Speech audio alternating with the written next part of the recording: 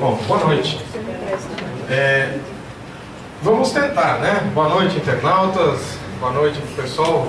Pediram de última hora para ajudar. Vamos ver o que eu consegui fazer em 24 horas. Bom, vamos falar hoje do capítulo 3, segunda parte do livro Evolução em Dois Mundos, Corpo Espiritual e Evolitação. Se eu apagar aquela, vai piorar muito. Senão não vai dar para ver o desenho. Vou apagar com essa aqui. Dá para ver, tá bom? Então tá bom, vamos lá.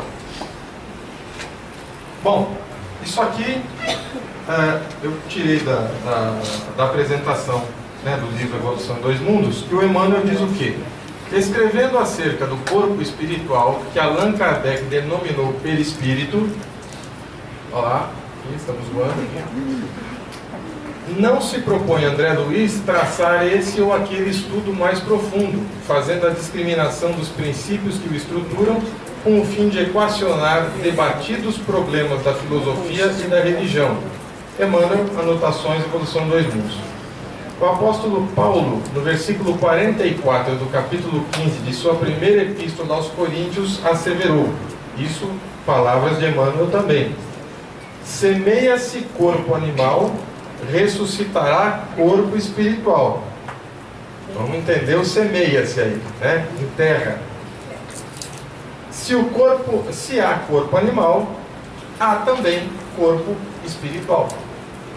Isso aqui já era uma senha, Atos dos Apóstolos, e infelizmente a gente não consegue enxergar nas entrelinhas, porque nós ainda temos aquela mania do maravilhoso. Então Paulo foi claro: temos um corpo espiritual.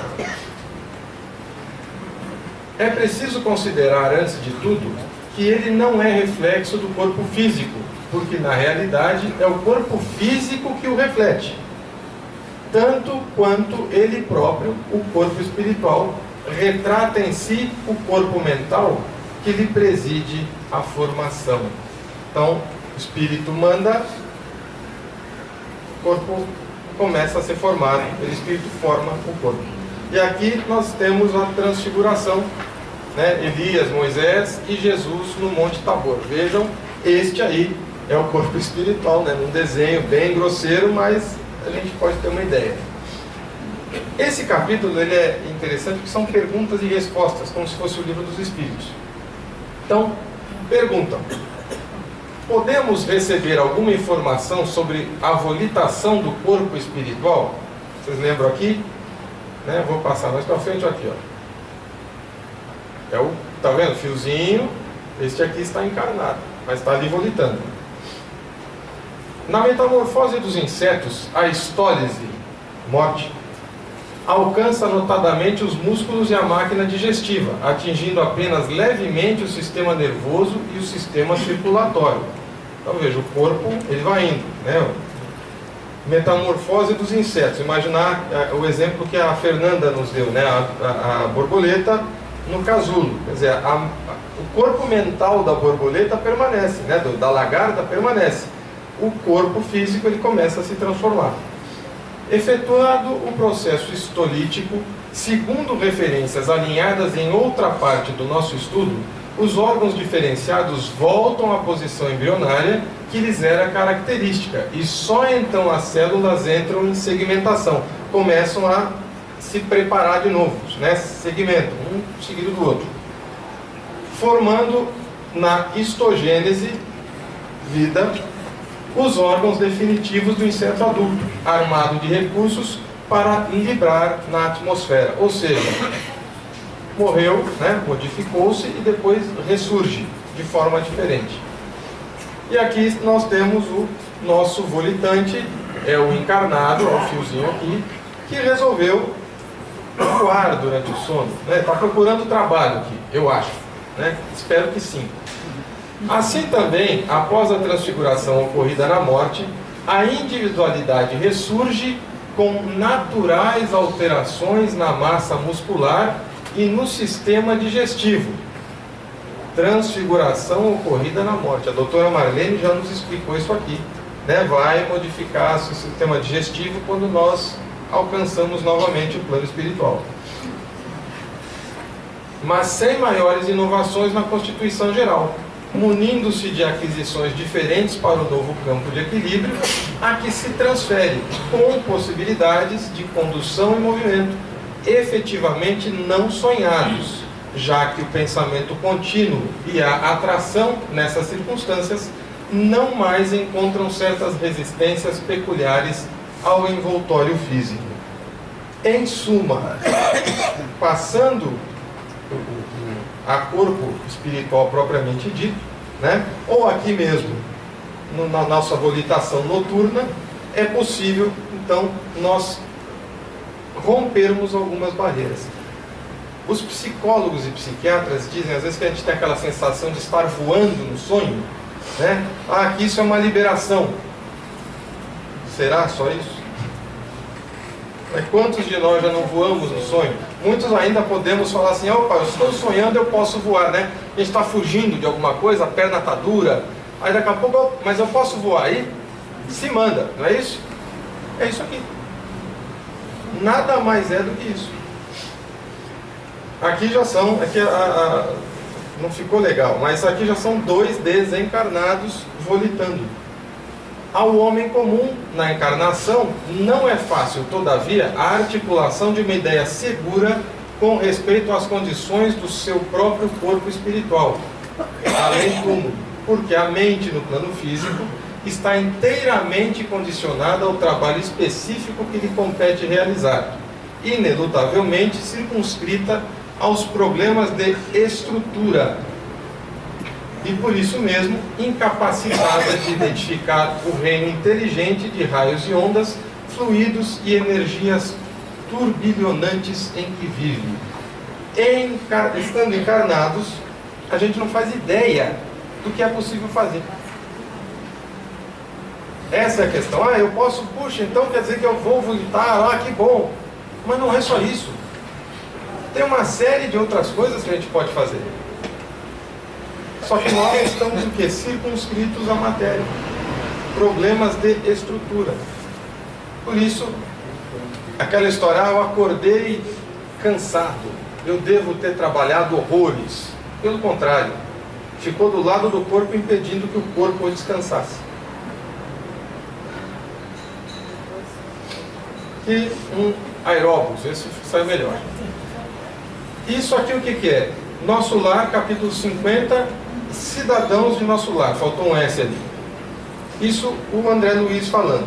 Lembrei certa lição de Tobias quando me disseram: aqui em nosso lar, nem todos necessitam do aeróbus para se locomoverem, porque os habitantes mais elevados da colônia dispõem do poder de volitação. Habitantes mais elevados. Qualquer um pode volitar? Pode. Só que nem todo mundo domina essa questão. Não. Por quê? Medo, né? Eu estava conversando com o Rafael há pouco. Eu não sou muito fã de avião. Então, vai ser mais difícil, né? Por quê? Porque eu não tenho aquela sensação, ah, mas eu posso me dominar. Não é bem assim. Né? Então a gente precisa do transporte, e aqui sim, transporte público de qualidade. Esse funciona. E nem todos precisam de aparelhos de comunicação para conversar à distância, por se manterem entre si num plano de perfeita sintonia de pensamentos. Lá a sincronicidade funciona bem. Aqui é mais difícil. Os que se encontrem afinados desse modo, podem dispor à vontade do processo de conversação mental, apesar da distância. Onde está o nosso anjo da guarda? Ele existe. São Luís e Santo Agostinho nos disseram que ele existe, que é um espírito puro. Onde ele está? Dentro de nós? Bem longe de nós. Mas o pensamento dele nos alcança. Por quê? Porque, conforme eles nos ensinaram, o anjo da guarda, para ele cuidar de nós, é uma missão penosa. Mas eles fazem exatamente o que Deus solicitou. Então está aqui. Conversação mental, apesar da distância. Por isso que a gente diz, está dentro de nós, porque a gente sente, mas não faz. Como entendermos a mente em si? Essa aqui já, então, sobre volitação, alguém gostaria de falar alguma coisa? Salvador. Só lembrança e lembrete sobre isso. Não sei se é falecido, uma artista americana que escreveu um livro e fez um filme chamado Minhas Vidas. Em um dos determinados momentos, ela vai para o Peru e ela faz esse exercício e o corpo dela, o perispírito se destaca do corpo e vai embora, sem se desprender do corpo umbilical, né, do prateado. Só para... Então, precisou treinar, né? Treinamento. Shirley MacLaine. Vamos lá, então. Como entendermos a mente em si individualizada e operante se as células do corpo espiritual têm vida própria como as do corpo físico? Qual é essa pergunta? Como é que eu posso entender essa individualização? O corpo espiritual tem, as células têm o seu movimento próprio, as suas determinações como as do corpo físico. Então como é que eu vou entender, como é que eu vou mandar no meu corpo espiritual? Quem manda no corpo espiritual? É o Espírito.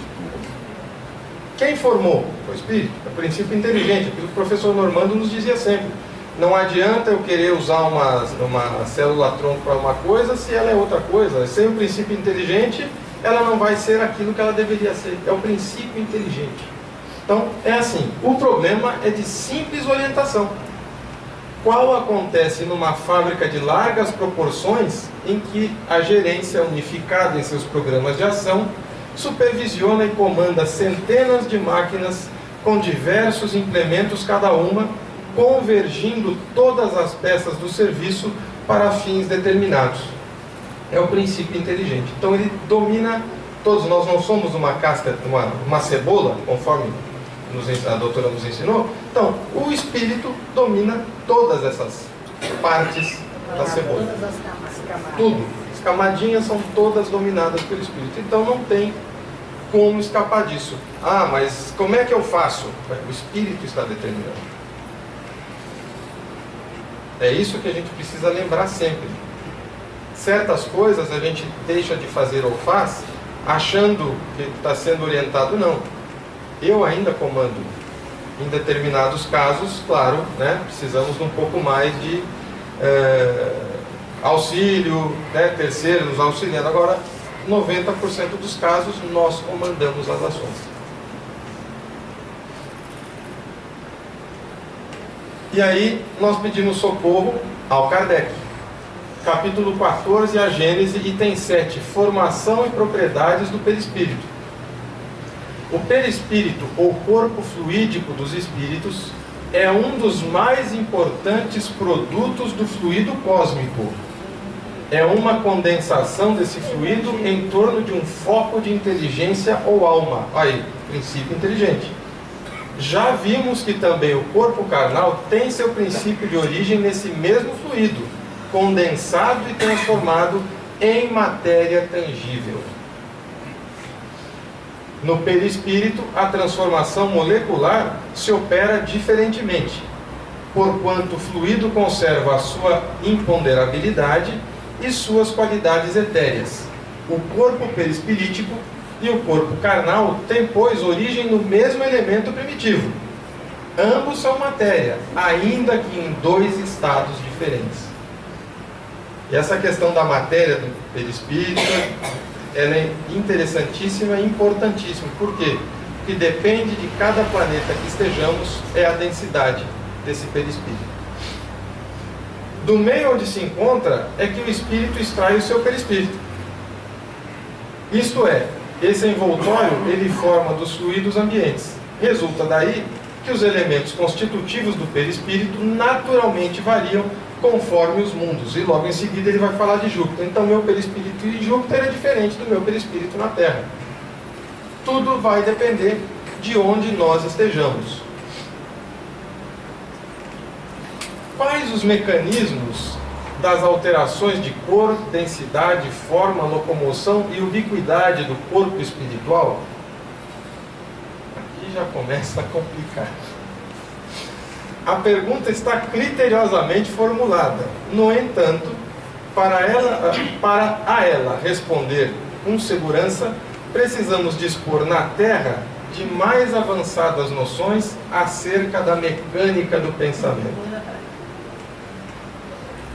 Isso é complicado. Vocês lembram da questão que a doutora falava para nós, formas, pensamentos? Qual é a coisa mais rápida do universo?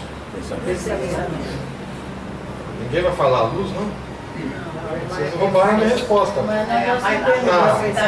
Não vale. Então, vejam, pensou, está lá. O nosso anjo guardião pensou, a gente sente. Mas nós precisamos estar abertos a isso. Então está aqui. Pensamento e a vontade são elementos plásticos e organizadores. Eles têm forma, eles têm cor, eles têm densidade, eles têm velocidade aqui, ubiquidade, né? Onipresença. Poxa, vamos lembrar qual é o exemplo mais comum da ubiquidade. Santo Antônio, né? Foi tirar o pai da forca. Quem mais? Eurípides. Então, é isso aqui. Então, o que nós pensarmos, ele vai se transformar em alguma coisa. Se daquele pensamento resultar uma ação, se for uma boa ação, ótimo. Se for uma má ação, aguente. Então, os nossos pensamentos do orar e vigiar é para isso. Jesus sabia que os apóstolos iam dormir. Jesus sabia que eles não iam aguentar, até porque vai vigiar o que se ele tinha que ser preso? Mas o que ele queria dizer com isso?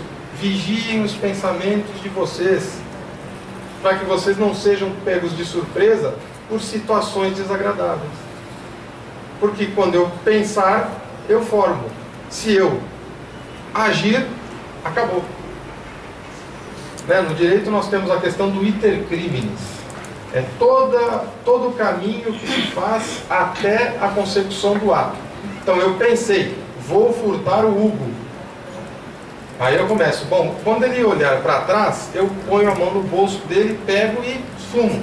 Pronto. Eu cheguei até próximo do bolso, estou pensando. Não peguei, não agi. Mas aquele pensamento ele já se espalhou. Então o fato de eu não agir já ajuda a dissipá-lo. Mas eu agi e peguei. O que aconteceu? Cometi a ação. Tiago, na epístola que ele fala da língua, né? O pecado começa no pensamento. Pecado, erro. Então o nosso erro começa no pensar. E aí depende da cor, que cor que ele vai sair, né? Para que serve? Qual é a densidade dele? Que forma ele terá? Tudo isso é o nosso pensamento. E o Emmanuel, pensar é criar. Como é que Jesus formou a Terra? Pensamento. É por aí.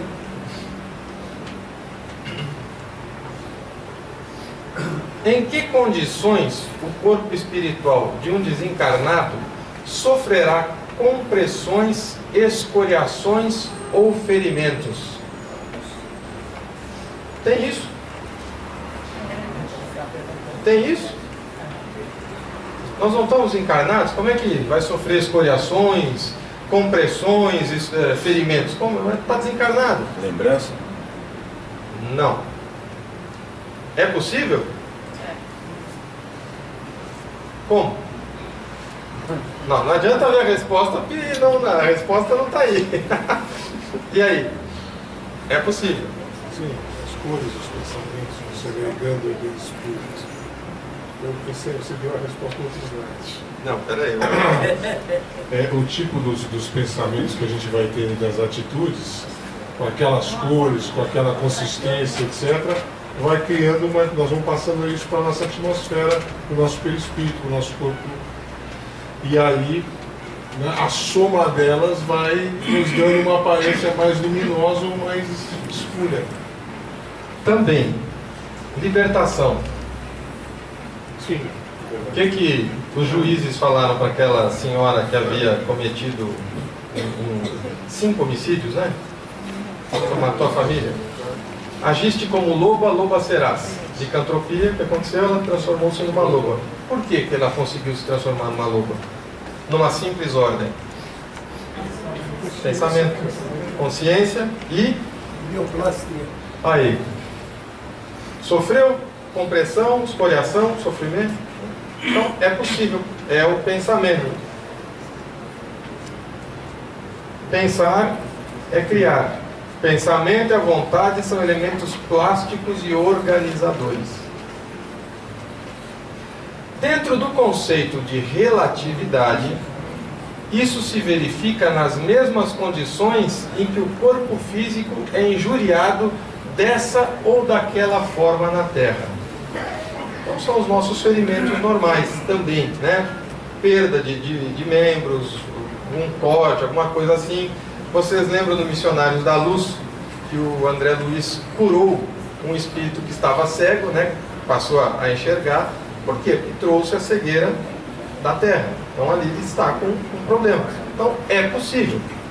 Não dispomos, entretanto, e aqui que é o presentemente, de terminologia adequada na linguagem terrestre para mais amplas definições do assunto.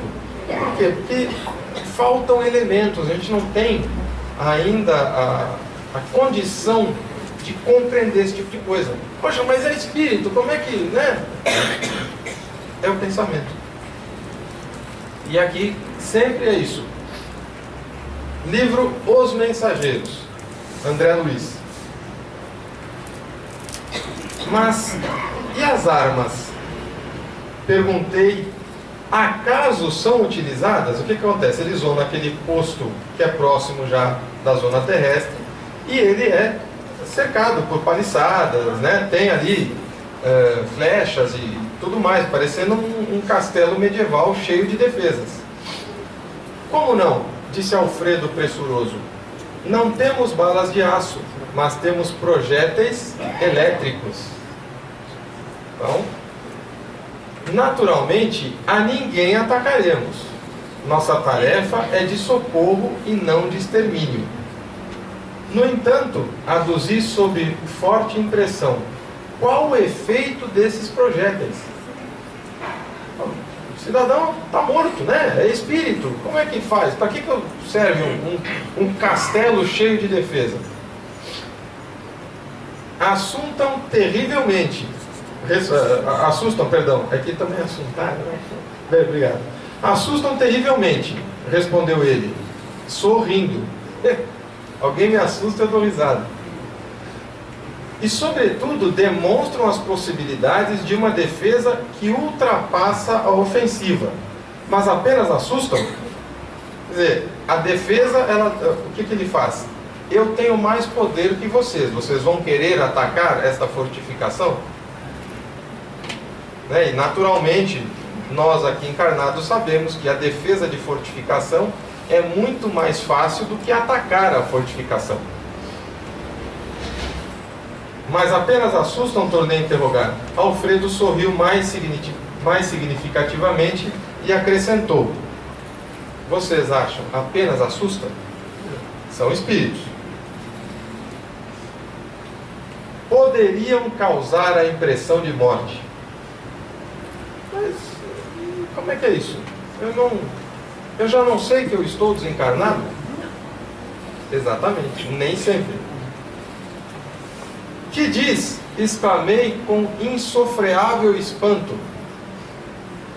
O administrador meditou alguns instantes e, ponderando talvez a gravidade dos esclarecimentos, obtemperou. Vejam, com isso aqui, o André Luiz demonstra o quê? Que nós não estamos preparados ainda para compreender esse tipo de coisa. Por isso que o administrador ponderou a gravidade dos esclarecimentos, que ele ia ter que explicar algo que o André Luiz não conhecia e que nós também não conhecemos, né? Meu amigo, se já não estamos na carne, busquemos desencarnar também os nossos pensamentos. Como é que era a pergunta lá? Em que condições o corpo espiritual o corpo espiritual de um desencarnado sofrerá compressões, escoriações ou ferimentos no seu pensamento, né? As criaturas que se agarram aqui às impressões físicas estão sempre criando densidade para os seus veículos de manifestação. Ou seja, o perispírito fica mais denso do que deveria ser. Aí, peso perispiritual, lembram? Para onde é que eu vou? Olha aí. Estão sempre criando densidade. Eu vou para onde eu me sinto bem, mesmo fazendo coisas erradas. Aí vamos lembrar de outro livro do André Luiz, que é o Sexo e Destino. Os dois espíritos que chamam, que dão a vontade da... Como é o nome do Torres, né? De beber. Então eles coçam a garganta do Torres e ele resolve tomar o seu uísque. Mas, se ele não tivesse colocado a garrafa do lado, seria mais difícil, né? Talvez a preguiça de ir até algum lugar imperasse. Mas ele já deixou tudo pronto. Uma garrafinha, eu não quero beber, mas está aqui a minha garrafa. E aí eles queriam beber. Por quê? Porque eles se agarram, criam densidade dos seus veículos de manifestação. Da mesma forma que os espíritos dedicados à região superior estão sempre purificando e elevando esses mesmos veículos. É a diferença do pensamento. Nós falamos hoje no primeiro tempo aqui da Madre Teresa, do Chico. Qual era o pensamento deles? Auxiliar. Qual é o nosso pensamento? Auxiliar desde que dê. Então, essa é a diferença. Mas eu não posso ajudar, tudo bem, mas vejam como é que é a diferença. Nossos projéteis, portanto, expulsam os inimigos do bem através de vibrações do medo, mas poderiam causar a ilusão de morte, atuando sobre o corpo denso dos nossos semelhantes menos adiantados no caminho da vida. Missionários da Luz, capítulo 20, Defesas contra o Mal. Portanto, nosso pensamento é plástico, né? Nosso pensamento cria. Tudo depende do nosso pensamento. As nossas escoriações, então, são causadas por quê?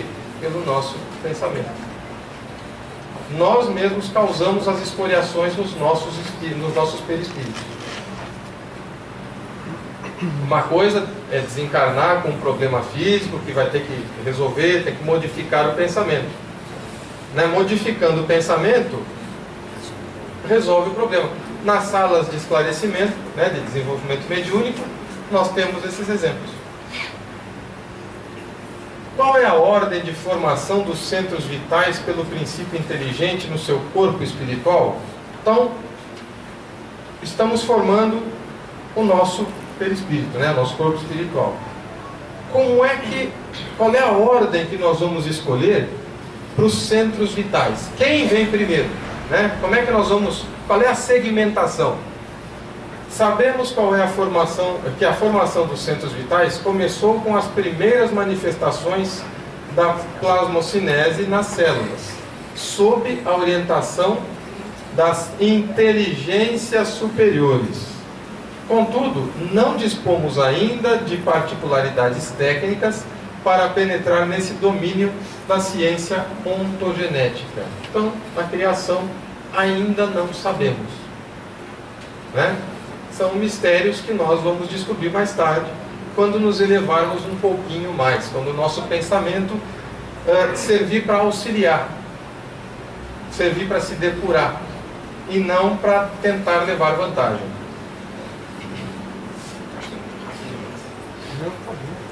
Como se processa a exteriorização dos centros vitais? Perdão.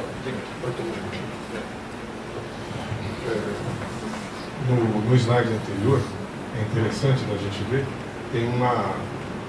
quando você fala dessas... Não, das armas. Você vê, ali, o livro é anterior a isso, já tem a ideia de que você pode conter os outros sem usar armas de destruição. É uma coisa para a gente pensar. Deixa eu aproveitar para falar um pouquinho de outros livros. Vamos lá. Alô? Obrigado. Tá ligado? Tá Tá ligado? Alô? Deixa Acho que não. Alô, alô. Agora Ela está funcionando.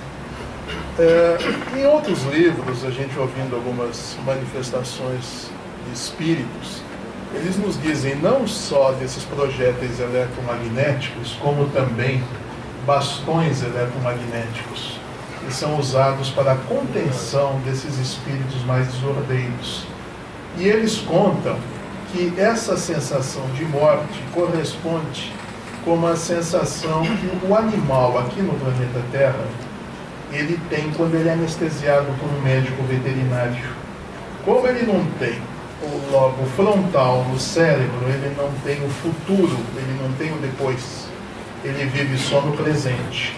Então, quando um animal é anestesiado, a sensação que ele tem ao ser contido é que ele vai morrer. Nós temos até um amigo que é veterinário do zoológico de Sorocaba, e os grandes primatas, lá, os chimpanzés, tinha uma verdadeira aversão. Um dia escapou de uma jaula e a veterinária ficava bem longe. Ele saiu pela rua e foi até lá porque queria pegar o veterinário, porque constantemente ele anestesiava. São animais que vivem 60, 70 anos como a gente. Então a sensação de morte que eles têm é como animal.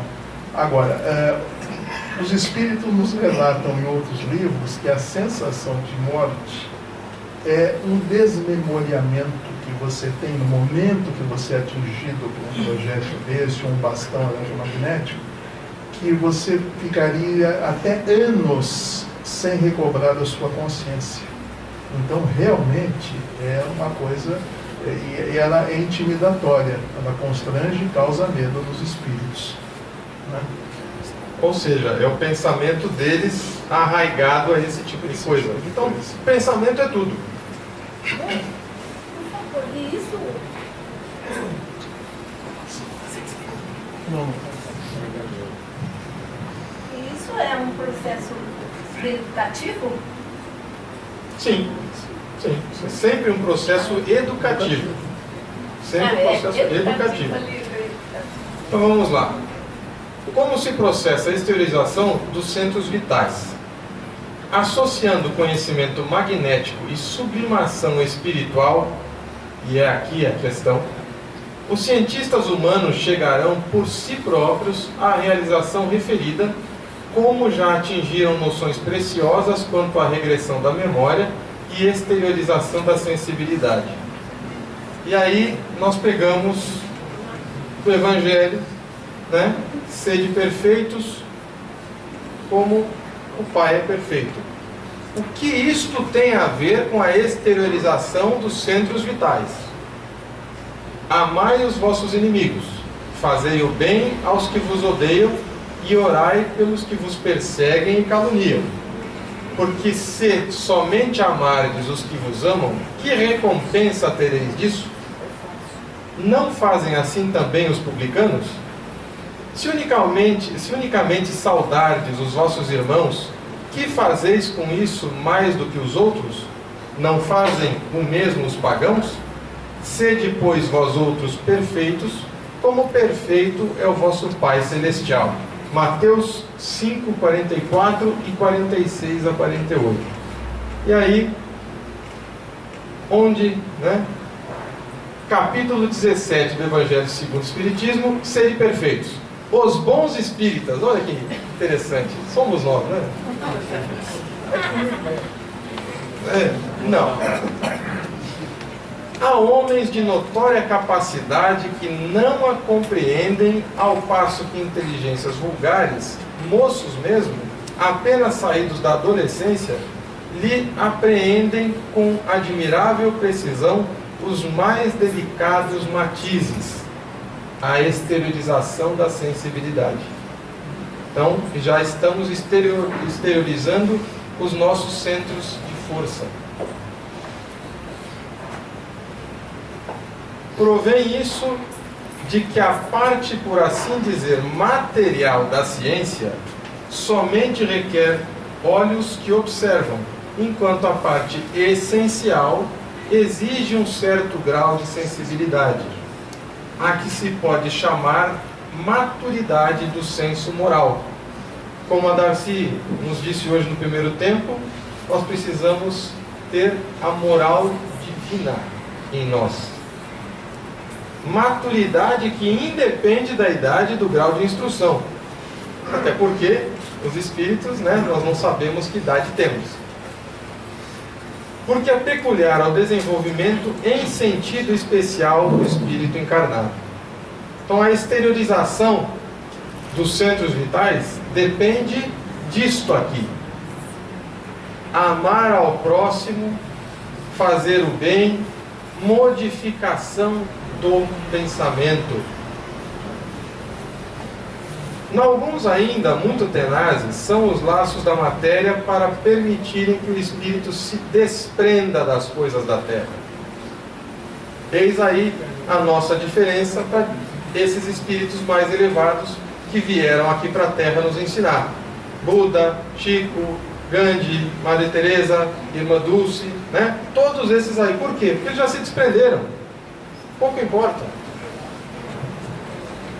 É interessante, eu estava pensando nesse aspecto. A parte material da ciência, né? A parte material da ciência, por vezes, ela pode nos hipnotizar tanto que a consciência essencial, que a consciência essencial não vem à tona, porque a consciência essencial exige e requer silêncio e espaço para que a intuição possa se manifestar.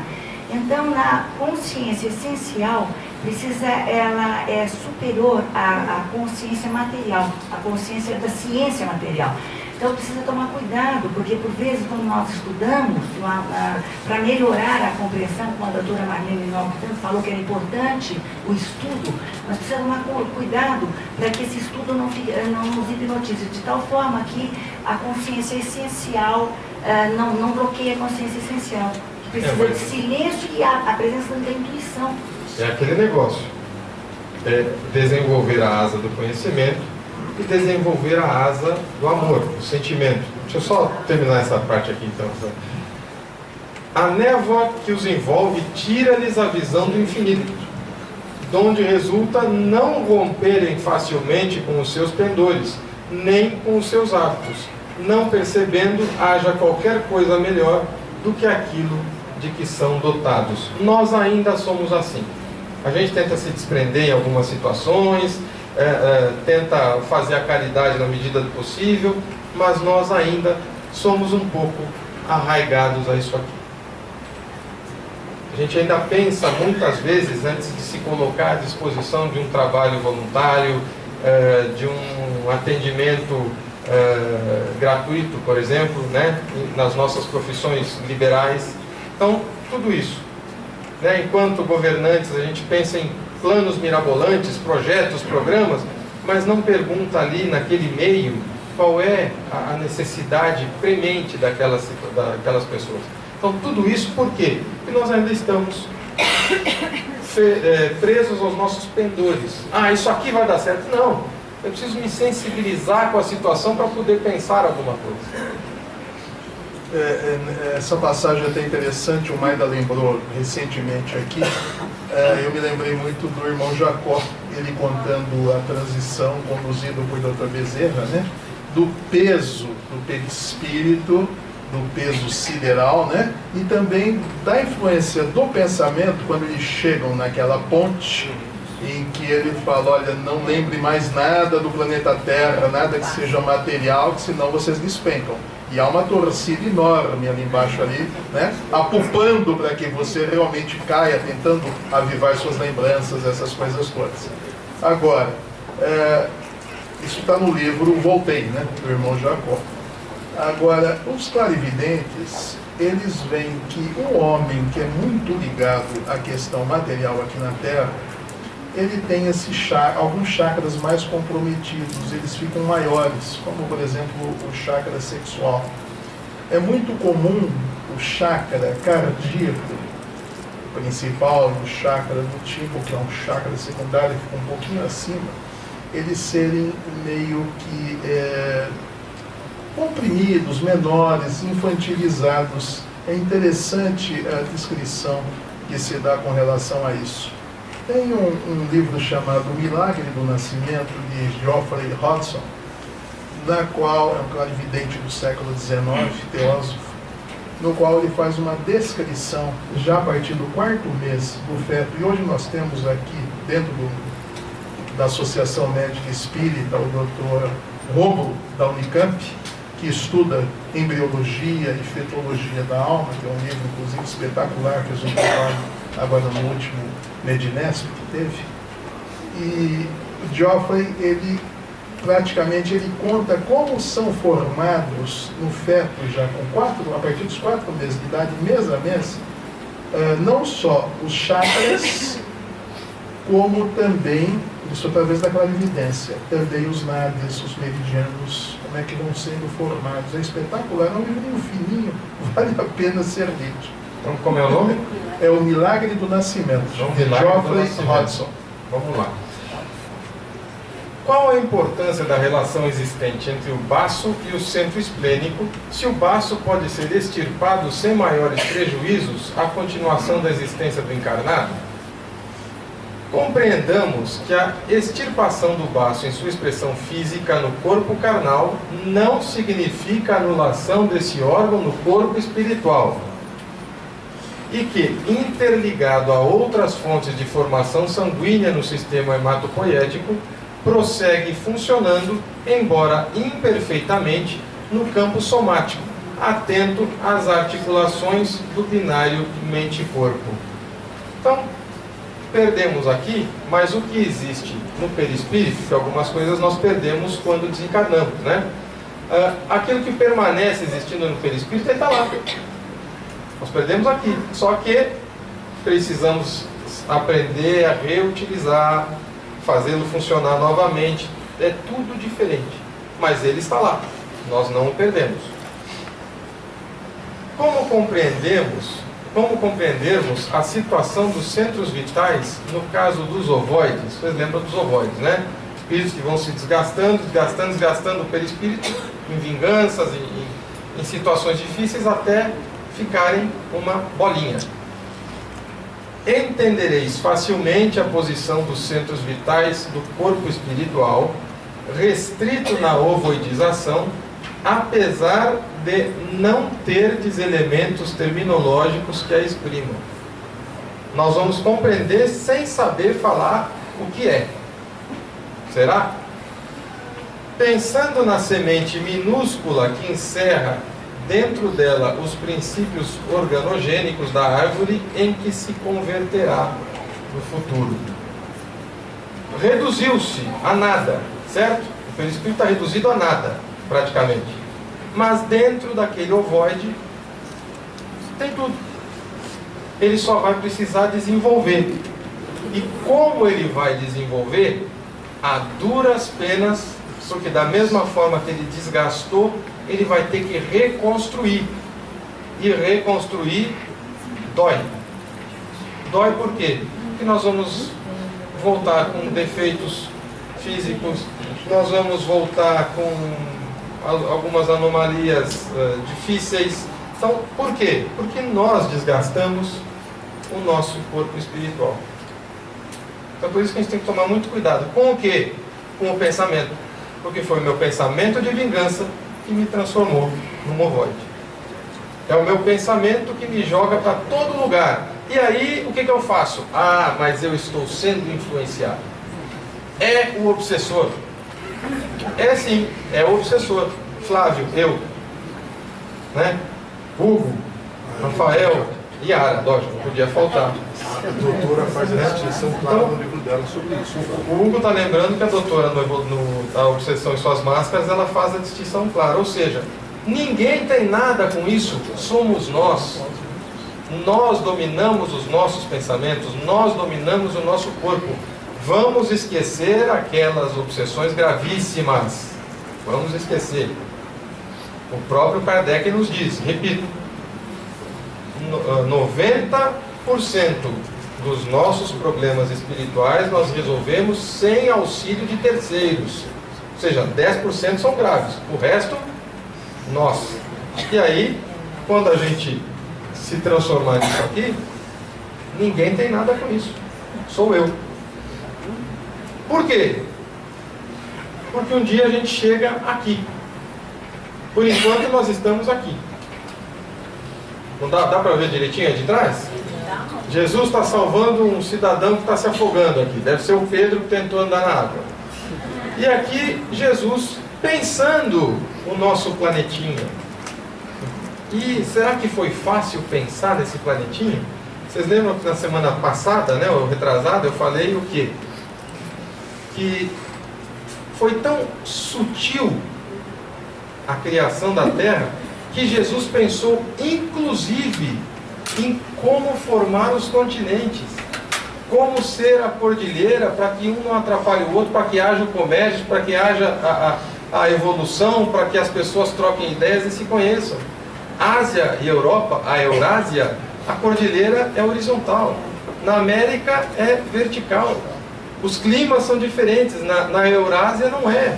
Quando é inverno, quando é verão. Ah, mas no deserto, bom, né? Mas é inverno também, apesar de fazer 50 graus.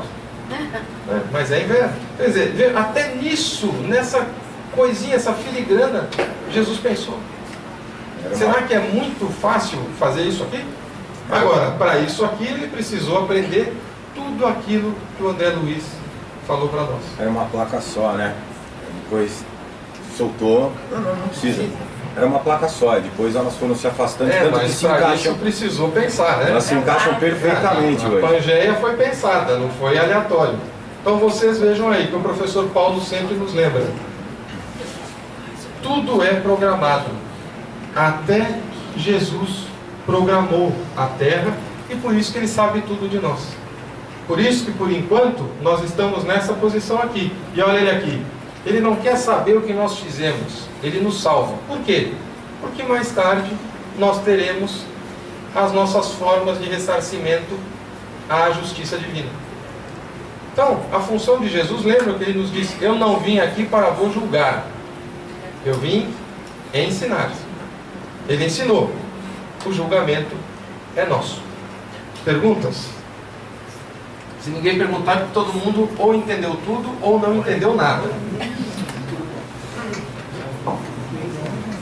Bom, então, avisos, né? Vou aproveitar que o microfone é meu mesmo. Ainda estamos... Rifa do carro, alguém tem? Ainda temos rifa do carro para vender, R$110. Ainda podendo dividir em 4 vezes. Segura aí, Júnior.